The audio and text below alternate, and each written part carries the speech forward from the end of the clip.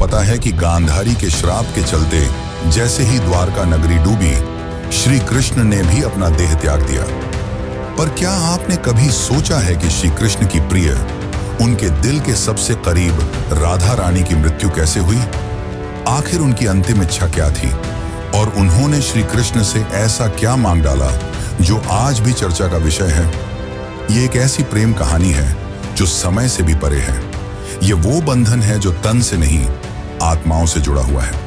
तो दोस्तों, आज हम जानेंगे राधा रानी की मृत्यु का असली रहस्य और उनकी अंतिम इच्छा की अनसुनी मगर रोचक कथा जो आपको हैरान कर देगी।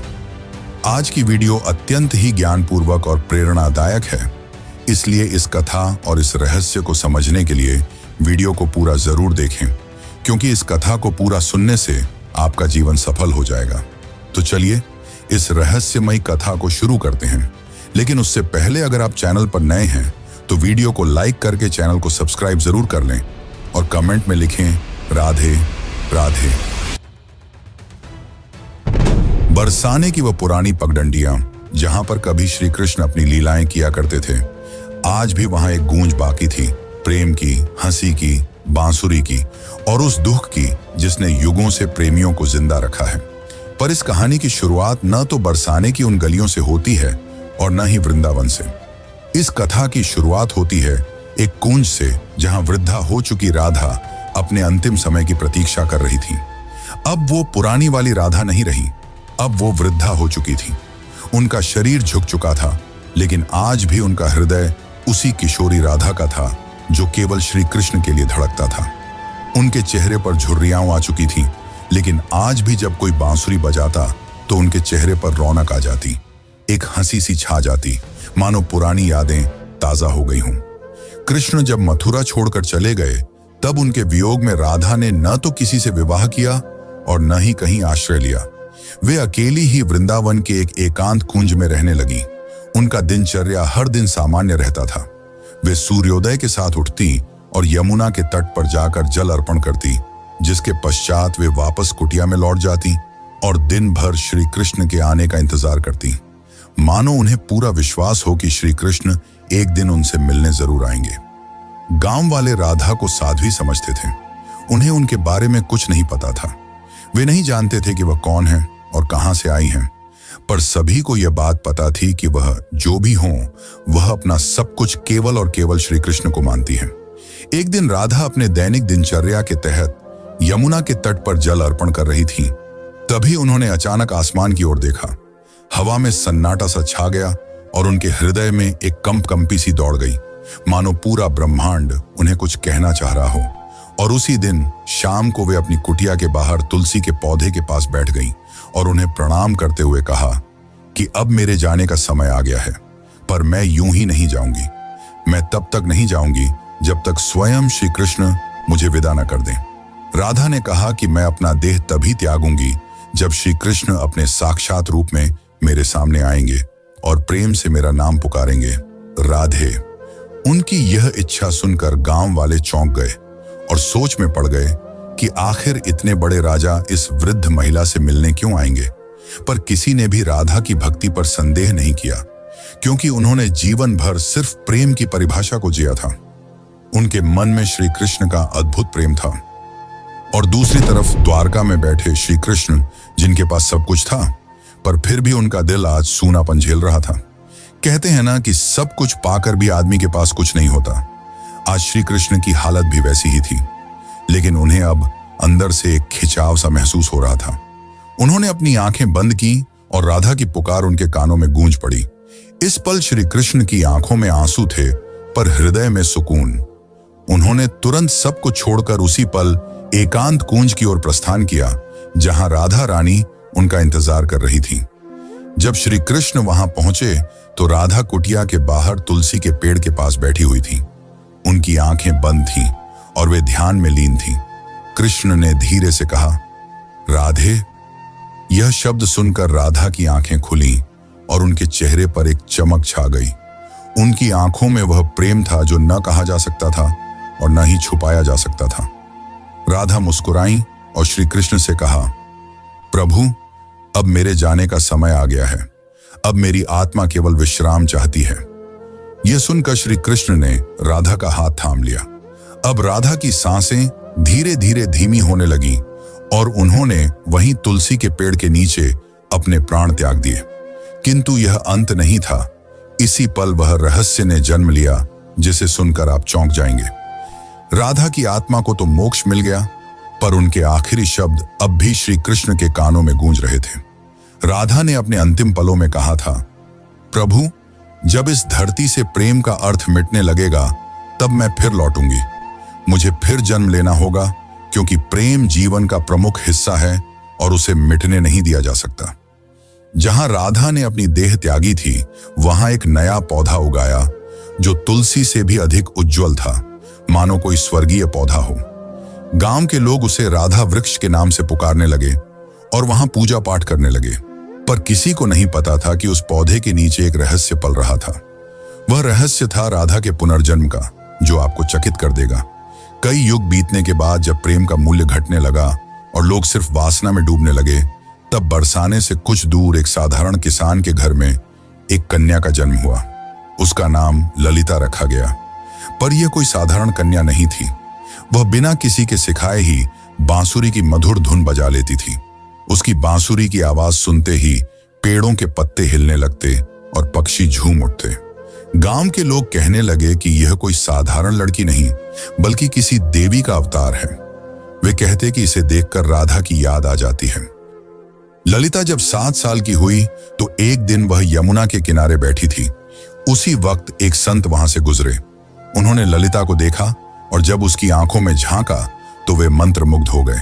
उन्होंने कहा, वही आंखें, वही चंचल मुस्कान, राधा तुम लौट आई। ललिता को अक्सर सपने में एक सुंदर श्याम वर्ण पुरुष दिखाई देता, जो कोई और नहीं बल्कि श्री कृष्ण ही थे।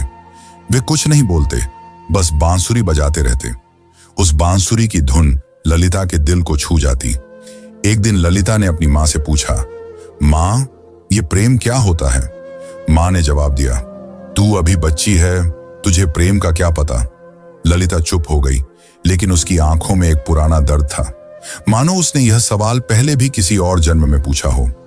जब ललिता 13 साल की हो गई तो एक दिन वह यमुना तट के पास बैठकर बांसुरी बजा रही थी कि तभी अचानक उसकी बांसुरी से अलग धुन निकलने लगी। वही धुन जो श्री कृष्ण उनके सपनों में आकर बजाया करते थे। अचानक वहां की जमीन थोड़ी सी फटी और एक मूर्ति सी दिखाई दी।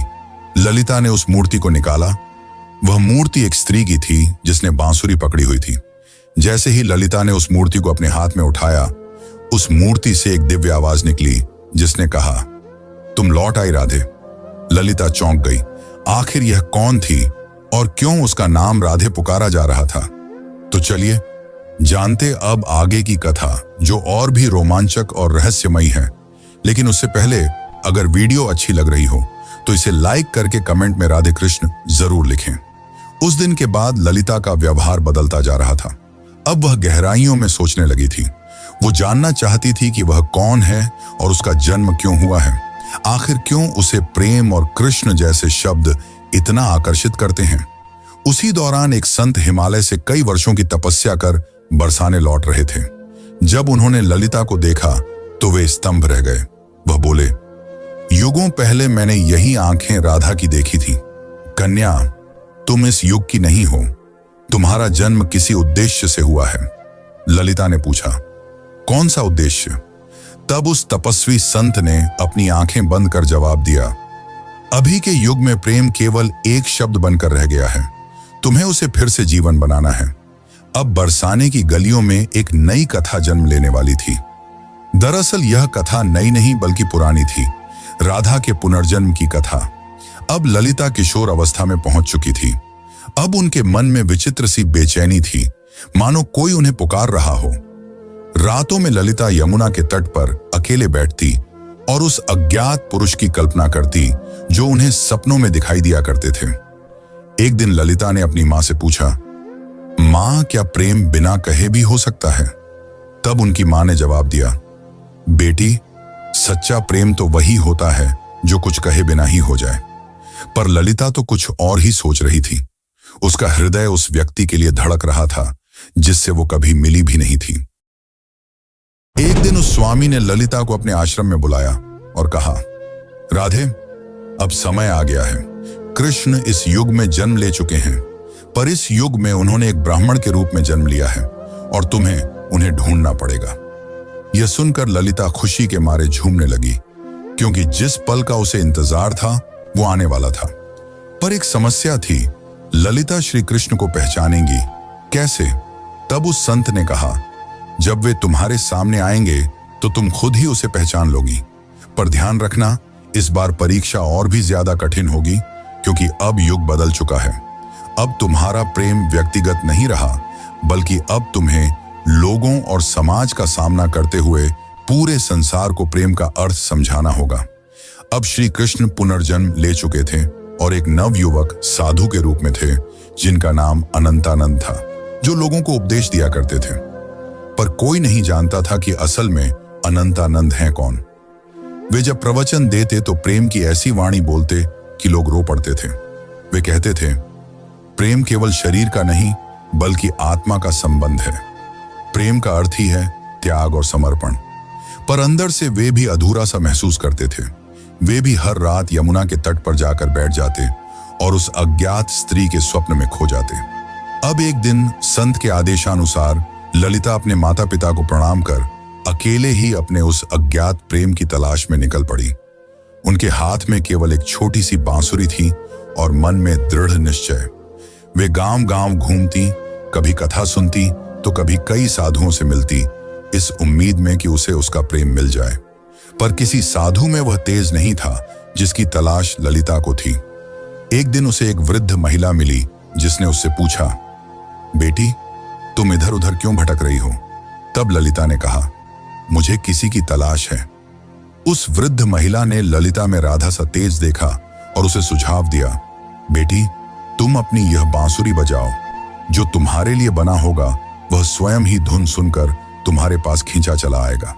जिसके पश्चात ललिता ने ऊंची पहाड़ी पर चढ़कर अपनी बांसुरी बजाई और ठीक उसी पल उसे कई मील दूर अनंतानंद की आंखें भर आईं। ललिता अब तक 8 गांव पार कर चुकी थी। हर गांव में वह अपनी बांसुरी बजाती, मगर अब तक उसे वह नहीं मिल पाया था जिसकी उसे तलाश थी। ललिता को अनंतानंद के आसपास होने का एहसास होता, मगर वह उसे ढूंढ नहीं पा रही थी। अब वह थक चुकी थी, जिसके बाद उसने प्रण लिया कि यदि अगली पूर्णिमा की रात तक उसे वह नहीं मिला तो वह यमुना में कूदकर अपनी जान दे देगी। उस दिन आखिरी बार ललिता ने बांसुरी बजाई। उसकी धुन वैसी ही थी जो किसी को अंदर तक भिगो दे। उसी पल हिमालय में बैठे अनंतानंद को वह ध्वनि सुनाई दी। उसे वह ध्वनि काफी प्रभावी लगी, मानो उसने कई वर्षों बाद वही ध्वनि सुनी हो जो उसे पुकार रही हो। अनंतानंद ने तुरंत ही हिमालय छोड़ दिया। ठीक उसी रात ललिता को फिर से स्वप्न आया, पर इस बार स्वप्न काफी अलग था। इस बार श्री कृष्ण और राधा यमुना के तट पर बैठे थे और राधा श्री कृष्ण से पूछ रही थी, प्रभु, क्या इस बार भी मेरी प्रेम कहानी अधूरी रह जाएगी? कृष्ण ने कहा, नहीं राधे, इस बार संसार को तुम्हारे प्रेम की पूर्णता दिखाई देगी। इतना कहते ही ललिता का स्वप्न टूट गया। ललिता के मन में एक नई उम्मीद जाग उठी थी।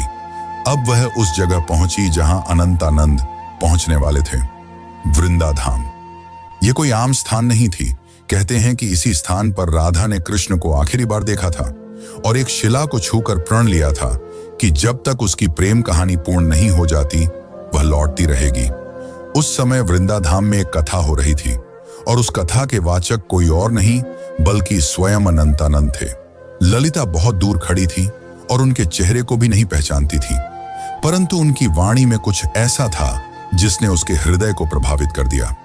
उस दिन अनंतानंद प्रेम की परिभाषा समझा रहे थे। प्रेम वह नहीं जो आपके पास होता है और आपके साथ जीता है। प्रेम तो वह है जो दूर होकर भी पास होता है। वे यह सब बता ही रहे थे कि उनकी आंखें ललिता से टकराईं। दोनों एक पल के लिए स्तंभ रह गए, मानो पूरी दुनिया ही रुक गई हो। अनंतानंद ने तुरंत ही प्रवचन छोड़ दिया और ललिता के पास दौड़े चले आए। तब ललिता ने अनंतानंद से धीरे से पूछा, क्या आज भी आपको मेरी आवाज सुनाई देती है? अनंतानंद ने उसकी आंखों में देखा और प्रेम से कहा, राधे, तुम आ गई। पल काफी मनमोहक था। पूरा संसार थमा हुआ था, लेकिन यह अंत नहीं था। असली कहानी तो अब शुरू होने वाली थी।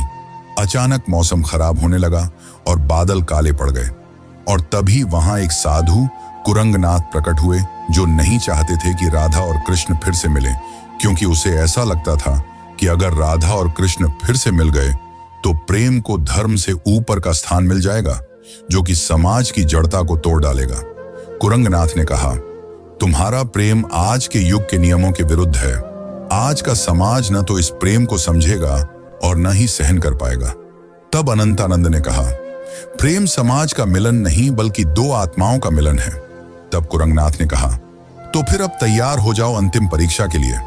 कुरंगनाथ ने कहा कि यदि तुम्हारा प्रेम सच्चा है तो अगली पूर्णिमा की रात तक ललिता अपनी आंखों पर पट्टी बांध लेगी और वह बिना देखे और बिना सुने तुम्हें ढूंढ निकालेगी। यदि वह इसमें असफल हो जाती है तो दोनों को फिर से युगों युगों के लिए बिछड़ना होगा। अनंतानंद यह सुनकर मौन रह गए, पर ललिता ने बड़े ही प्रेम पूर्वक और शक्ति से कहा, मुझे आपकी यह शर्त मंजूर है। पूर्णिमा की रात पास आ रही थी। यह परीक्षा ललिता के लिए केवल एक शर्त नहीं थी, बल्कि उसके प्रेम और संयम की लड़ाई थी।